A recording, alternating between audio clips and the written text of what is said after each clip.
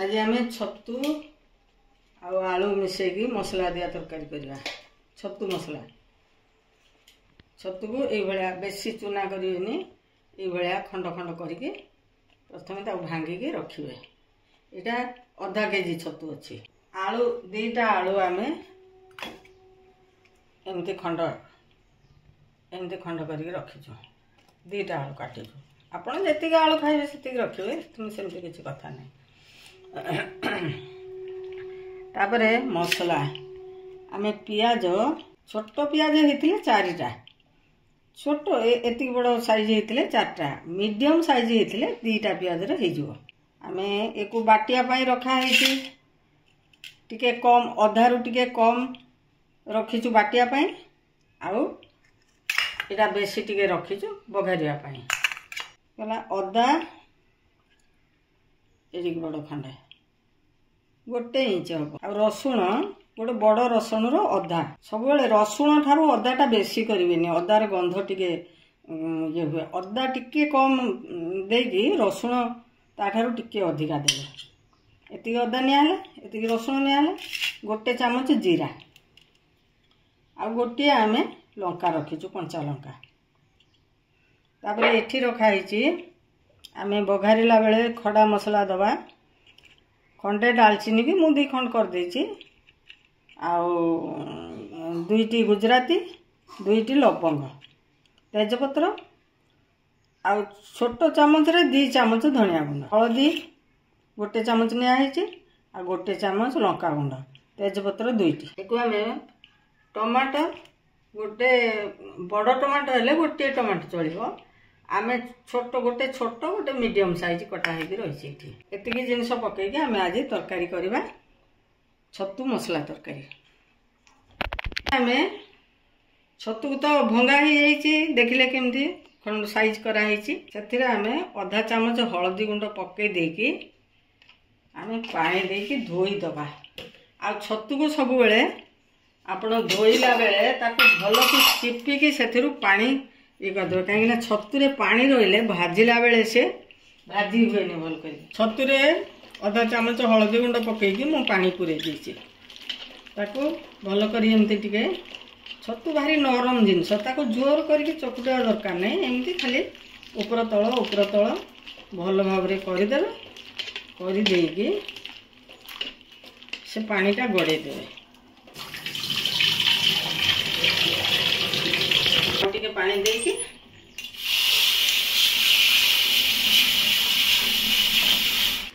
धुआ हो गला मुझे हलदी पानीटा बाहर कर देकी आउ टिके पानी से पूरे देथिली मुझे पानी पूरे देथिली देखो केते पानी एथुर बाहर देखिए ये पानीटा को आमे जदी बाहर न करिया भल के हालुका के ताकू धरिके चिपकी देवे एबे जाके भाजी हम नहले छतु खाली धोईकी जदी पके देवे ताहले से बहुत पानी बाहर आउ भाजी हम यही एतिकी मु चिपिकी सुधा देखिए कड़े केते पानी बाहर ये सब जिनिस भल कि आप न बुझले ना हाँ छतु तो धोईकी पकेबी एमती धोईकी आम परिवा जमी पकाउछन पकईदेले गला से छतु पूरा चटनी हो भाजी हेनी छतुरा टिके भाजी हेले भल ता बास्नाटा बाहर तातीगला आम तेल ए 2 चामच तेल देकी ताकू टिके चारिआडे करदबा कहीं छतुटा लाग भल कि जमी माछ भाजती सेमती करेई भल कि तातिला परे छतु पके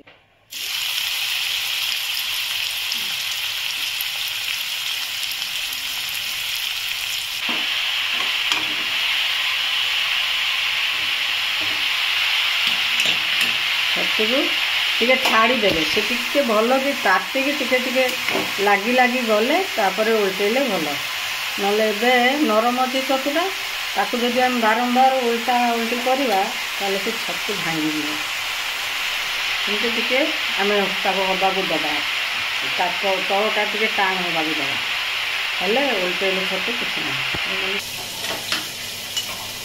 देखो चिपुड़ी छतु मु चिपिकी देइथिली तथापि एथिरु पानी बहुत पानी बाहरला जिते पानी बाहर जे छतु पूरा सीझे ये पानी पूरा सुखिकी ता तल टिके टिके लाल हो बसला जाके उल्टेली ताकू पानी बाहर बोली विचलित होइके आपण खड़िका चलेबेनि एत शीघ्र कहीं से सब चूना हो पानी बाहर की तार सुखीज पूरा माने हाई फ्लेम करदे हाई फ्लेम करदे कि एमती ढांकबेनि आ जमा ढांकबेनि छतु ये खोला रहिले से पानीटा सुखीज सुखी गले छतु टे तल तल टे लगे एमती टे लगी लगी लाल टे गले ब्राउन कलर गले छतुर गोटे बास्ना बाहर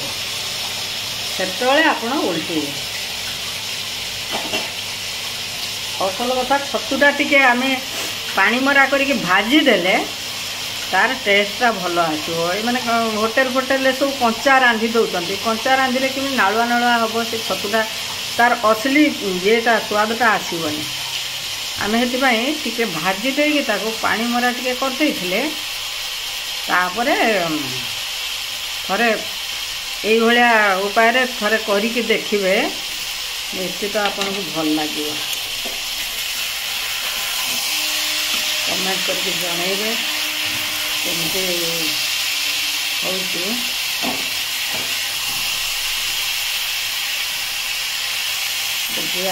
आमर भी किसी त्रुटि रोता है से कथा भी कमेंट करिया भूलिए कमेंट करले ना आम सुधारू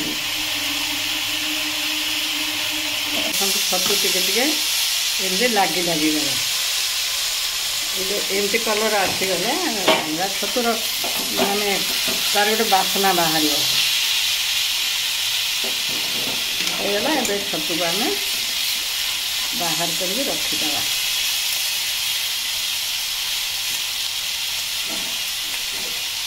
बेसी भाजबेनि बेसी छतु को भाजले ना से टे माने टाण होमती दौड़िया कौन हो जस्ट तार बासना बाहर तक भाजी आटा मरीज आ कि पानी ना पानी पानी पूरा सुखीगला जमी मसला तेल छाड़े सेमती तेल छाड़गला आम छतु को बाहर कर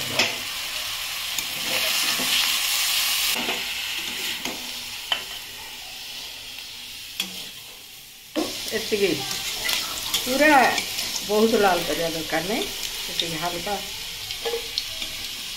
लाल हो बाहर करदे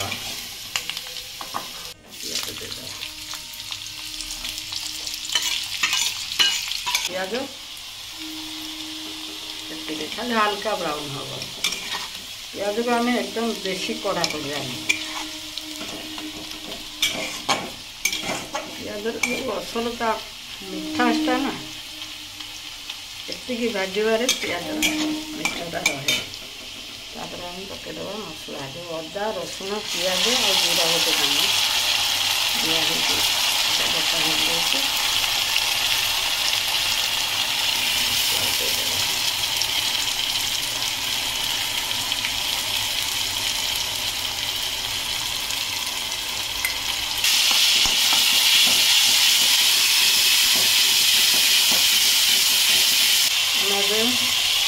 धनिया गुंड लंका गुंड आ हल्दी गुंड रखी देदेव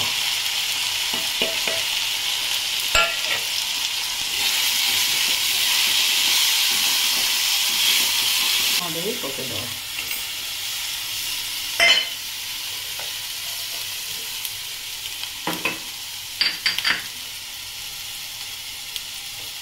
टमाटो पकईला आम स्वाद अनुसार लुण पकईवा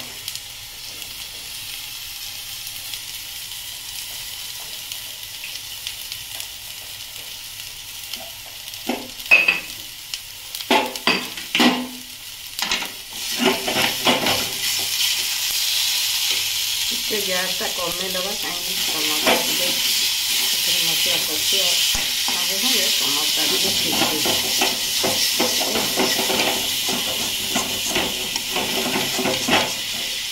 पकईदे टमाटर पानी बाहर पानी बाहर पानी से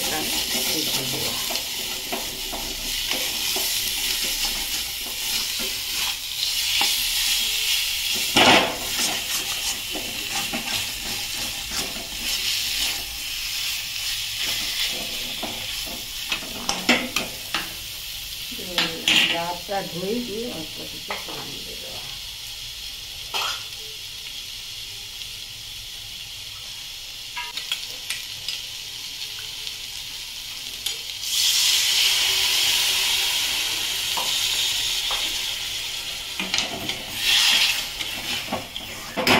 ଗ୍ୟାସ୍ ଟିକେ ମିଡ଼ିୟମ୍ କରିଦେବା। ମିଡ଼ିୟମ୍ ଫ୍ଲେମ୍ କରିଦେଲେ ସେ ଟମାଟୋ ଟିକେ ସିଝିଯିବ। ଟମାଟୋ ଆମର ସିଝି ଆସିଲାଣି, ତାକୁ ଟିକେ କୁଟି କୁଟିକି ଭାଙ୍ଗିଦେବା।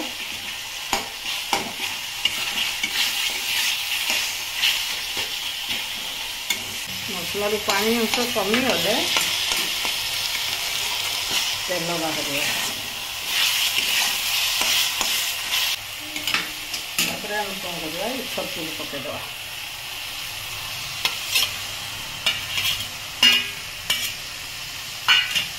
ଆଳୁ ବି ପକାଇଦେବା।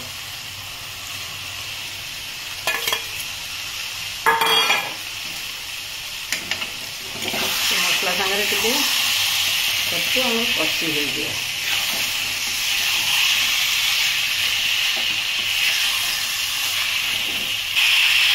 ଛତୁକୁ ଆଳୁକୁ ପକାଇଲା ପରେ 5 ମିନିଟ୍ ଖଣ୍ଡେ ସେଥିରେ ଆମେ ରଖିବା ମସଲା ସାଙ୍ଗରେ, ଯେମିତି ଛତୁଟା କଷି ହେଇଯିବ।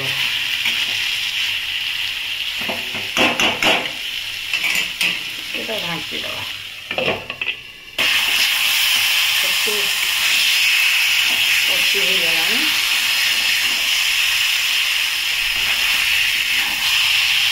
ସେଟା ଯଦି ରଙ୍ଗ ଠିକ୍ ଠାକ୍, ଯେପର୍ଯ୍ୟନ୍ତ କଷି ହେଇନଥିବ ନା ତାର ରଙ୍ଗ ଆପଣଙ୍କୁ ଠିକ୍ ଠାକ୍ ଲାଗିବନି।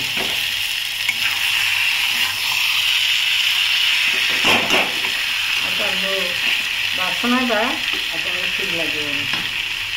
ଏମିତି ତେଲ ସବୁ ପାଖରେ ଏମିତି ଯେମିତି ଛାଡ଼ି ଯାଉଛି, ସେଥିରେ ଜାଣିବେ ଟିକେ କଷା ହେଇଗଲାଣି।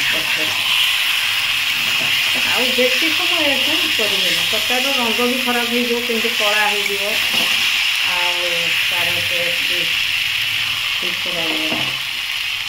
ଏବେ ଆମେ ଦେଇଦେବା ପାଣି। ଛତୁ ଆଳୁ ପକାଇଲା ପରେ 5 ମିନିଟ୍ ତାକୁ ଟିକେ ମିଡ଼ିୟମ୍ ଫ୍ଲେମ୍ କରିକି ଆଉ ଢାଙ୍କିଦେବେ। ଢାଙ୍କିକି ମଝିରେ ଖଡ଼ିକା ମାରୁଥିବେ। ତାପରେ ଆମେ କଷି ହେଇଗଲା ପରେ ପାଣି ଦେଇଦେବା।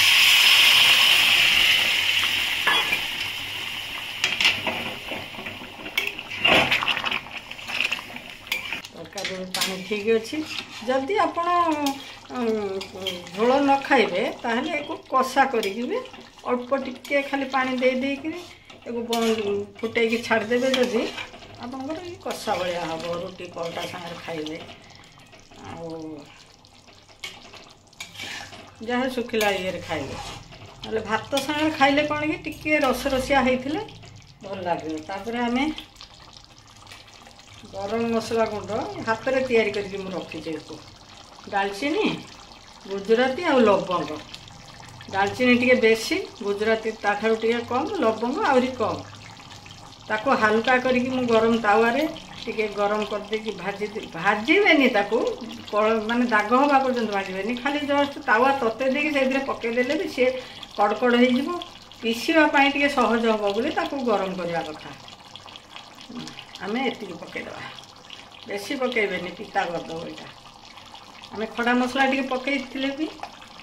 ଆଉ ଗ୍ୟାସ୍ ବନ୍ଦ ହେଇଗଲା।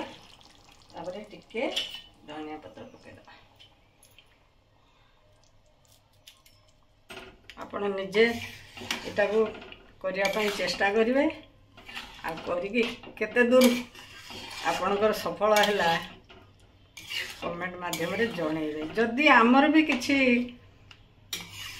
କମି ରହୁଥାଏ ତାହେଲେ ଆମକୁ ଜଣେଇବେ, ଆମେ ସୁଧାରିବୁ ତାକୁ ସମୟରେ। ଆପଣଙ୍କ କମେଣ୍ଟ ଆମର ମାନେ ମାର୍ଗଦର୍ଶନ କରିବ। ସେମିତି ଭାବିବେନି ଯେ କିଛି ନାହିଁ, ଆପଣଙ୍କୁ ଯାହା ଲାଗିବ ସେ ଜଣେଇବେ ଆମକୁ।